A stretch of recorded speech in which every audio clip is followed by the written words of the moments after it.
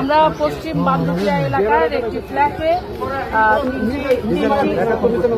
তিনটি লাশ আছে এরকম একটি খবর পাই। খবর পেয়ে আমরা ঘটনাস্থলে আসি।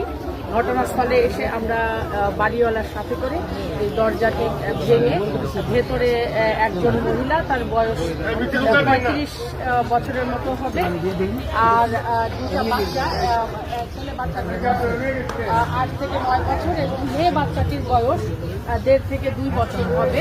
এই তিনটি লাশ আমরা দেখতে পাই। ছেলে এবং মেয়ে যে বাচ্চা দুটো ছিল, বাচ্চা দুটো খাটের নিচে অর্থাৎ মেঝেতে পড়েছিল এবং মায়ের লাশটি খাটের ওপরে ছিল। এই অবস্থা আমরা দেখতে পাই এবং অ্যালুমিনিয়াম সায়ানাইডের একটা বোতল আমরা পেয়েছি ঘটনাস্থল থেকে। আমাদের কাছে প্রাথমিকভাবে মনে হচ্ছে যে বিষ খেয়ে মা হয়তো তার বাচ্চাদেরকে বিষ প্রথমে খাওয়াইয়ে তারপরে নিজে হয়তো এই বিষ খেয়ে নিজেও আত্মহত্যা করেছে। এই ধরনের একটি ঘটনা ঘটেছে বলে আমাদের প্রাথমিকভাবে মনে হচ্ছে। আমরা লাশ তিনটি হাসপাতালে প্রেরণ করেছি।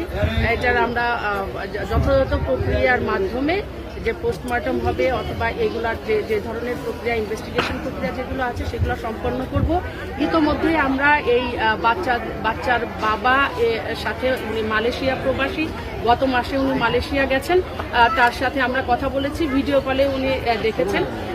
উনার সাথে উনার ওয়াইফের গতকাল দিনের বেলা কথা হয়েছিল, তারপরে বেশ কয়েকবার উনি কল দিয়েছেন কিন্তু তার ওয়াইফ কল ধরে নাই।